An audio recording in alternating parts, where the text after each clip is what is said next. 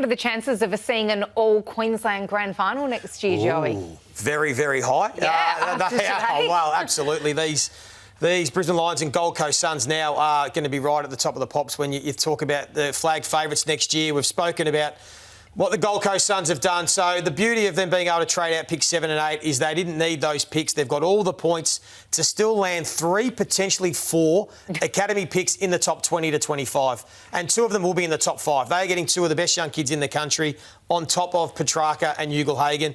Obviously, Ugle-Hagan is the big one. The chasm between what his potential could be and what the ramification could be if it doesn't work out is significant. But you take a look at the upside and it's a pretty scary proposition. I think what Jamara brings they don't have. I don't think they've got a roaming centre-half forward that hits the wings, that glides across the top of the grass and scoots and has a beautiful left leg on him. He's a 5-mark-a-game player, Jamara, at his best. I know we're talking about his best. We're selling high. They don't have that right now. King doesn't do that. Walter doesn't do that. Reid doesn't do that. So what this guy does is different. So I love it. It's worth the gamble. Absolutely it is. You back your culture in. And say, OK, the leaders, if you want to be a serious football club contending for premierships, you've got to make this work for us. You've got to make this player part of our facility, part of our, every weekend he's got to be there at his best to put his, I think, to really seriously impact in 2026. So the great Dennis Pagan said, don't give me choir boys. You don't win flags with choir boys. And I think that it's a very similar thing in that, Damien Hardwick, he doesn't care about rat bags. He does need players he can trust. And that's been the massive issue for the Western Bulldogs. Make no mistake, now that he's been traded, the stories will out. And so, they couldn't trust him. Are you going to train? Are you not? Can we trust you when you talk about being, in the vicinity of a gunshot? And then, of course, you go back into that nightclub at 2 a.m. in the morning. How do we know what you are doing at any given time and any part of the day? And so but I think the Suns don't lose from that. Jamara loses. The Suns don't lose. They say, mate, you didn't toe the line. We offered you the opportunity and you haven't taken it. Yeah. Move on. They've got players that can seriously play. As long as it doesn't distract them. As long as it doesn't distract them as a club and take their focus away. And they're spending leadership meetings dealing with Jamara and football staff dealing with Jamara. That's the only way that it can derail a club that he's heading absolutely in the right direction. I've never seen a high-quality player not cost management hours. Yeah. Never. There's very, very few players in our competition that are just seamless, plug and play elite level football. The very best in our competition over the last 30 years have required a lot of man hours. Well, am I thinking of Martin Pike here? If it succeeds, if he's spectacular, it's easy. If he's terrible, it's easy because you sack him. What's the middle ground where he doesn't miss training sessions but he's a bit late? If he moves away from the people who he's been associating with, but then they just get back into his life. So the middle ground is challenging. There's no middle ground. There is no middle ground. So as soon as he gets anywhere near any of that stuff, you're gone. So no grace. No grace? I don't think there's any grace. Damien Hardwick is not play favours here and favourites. These are the rules. Yep. You follow them and we both win. If you don't, you're out, we move on. We're already a top 4 type team.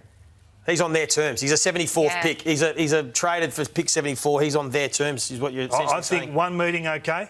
Second meeting, it's done. Yeah. Okay. And this is a club that 7 years ago lost its co-captains in trades and free agency acquisitions. So you get 2 top 5 picks and you get Petrarca and the upside on Jamara. You could say it's the best draft since their first draft, where you're getting Gary Ablett and you get 8 of the top 13 picks. This could be the draft we look back on and say that's why they won the flags. See what Jesse Hogan's done for the Giants. This is what we're talking about. This guy could do exactly the same for the Suns. And, of course, Damien Hardwick famously said he thought he had 80% of his premiership list when he took over a couple of years on. Yeah. We think it might be edging a little closer to 100%. Let's have a look at Melbourne now, who have a fresh new look under Stephen King. And obviously 2 of their premiership midfield stars in Clayton Oliver and Christian Petrarca leaving. This is a clean slate. It's strong. Yeah, I like what Melbourne have done. Stephen King's come in and he's stamped his mark on this football club and said, right, this is what we're going to do. I no longer want Clayton Oliver at the club. I want to move on from Christian Petrarca. I want a fresh slate. We've still got strong leaders with Gawn and Viney and Jake Lever leading the way. And they get to bring in some depth players. Mychek, I think, is going to help significantly with Van Rooyen down there. They've got some other youngsters and Melksham and Fritsch have got to carry the load. And they're going to get more draft picks again. They're going to get some top-end talent again for the 3rd consecutive year that can continue to build around the 5 or 6 or 7 kids top-end talent they already have. Really smart from Stephen King. And he's bringing in players that are going to give him that bridging period.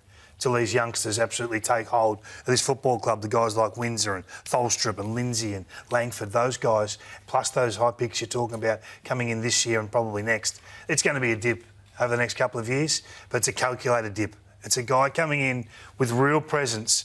This is my football club now. This is where we're going. Put culture first. Yep, it's cost them some money. No doubt it has. Some salary cap. They're paying Clayton Oliver to play somewhere else. It sounds crazy, given where he's been and where he sits in their history. And I'm not sure about the Steele acquisition. Yeah. But you've got the opposite of Clayton Oliver. That's basically what they've found. But really strong from Melbourne. The era is over. So the 2021 Norm Smith Medal, when they win their premiership, Petrarca 15 votes, Oliver 3. Luke Jackson could have won them for the third quarter entirely. Stephen May heroically defends Norton on a massive hamstring tear. So the first three are gone. What happens to Stephen May? Does he play VFL? They want to play Dan Turner. They want to play Jed Adams. They probably play Harry Petty in defence. Could you see that situation, or does he go and have the big summer, get himself rock hard fit, don't play injured like you have so often, and play in this team early on? No, I think Stephen King has to have an open mind. If he's fit and he's winning his one-on-ones and he plays somewhere like he did only 2 seasons ago, then he's in their best starting defence. Now, if he's not, well, then they don't play him and they don't have any concerns with it. Only a fool wouldn't read the writing on the wall here. Oliver's gone, Petrarca's gone, we've turned the page. You're either in or you're out. No middle ground. Yeah, you could be next. Yep. What's your top line on the Collingwood Football Club, who were pretty quiet during this period? Yeah, very quiet. Oh, look, it's hard to be critical of Collingwood. They've been so good for the last few years. They've got the gun in the middle, Nick Dacos. They probably need to find him some more support at some point, Joey. I know that they've been trying to get McCreary to come through and maybe be that player. At some point it will tip over when you look at the age of their list. But is that 2026? I'm not convinced. I'm not sure on that. But at some point it will. I just feel like they're the one club that are probably the most desperate for a Zach Butters at the end of next year. I think that's where they'll channel their energy. Which is why they didn't give up picks for Jai Simpkin in the end. I think in the end they offered up a future second rounder. That was never going to fly. I think the only thing you would say about them is that it's confusing to think they were trying to have a crack at Jordan Ngoe or trying to move on Jordan Ngoe and have a crack at Simpkin. There's only a 2-year age gap. The Collingwood view is that if Ngoe was going to get the big fat contract he'd never really secured, this was the time. And so that both club and player were really open about it, they're mature about it, they don't feel there's going to be any recriminations there.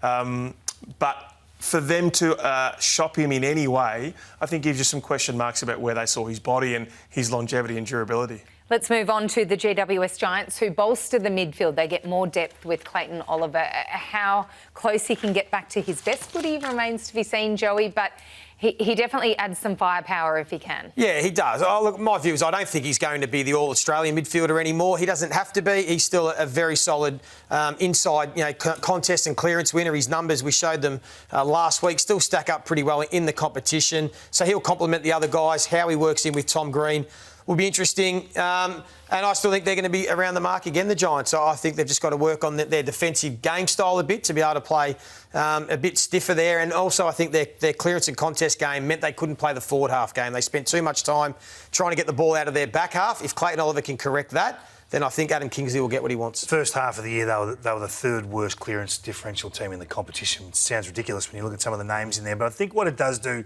it allows it not to be Callaghan and Green at all times. You can get some respite. We've seen the luxury of that with Dangerfield being able to play more forward with Bailey Smith coming in and moving the magnets slightly. So I think you'll get a healthier version of those guys come later in the year.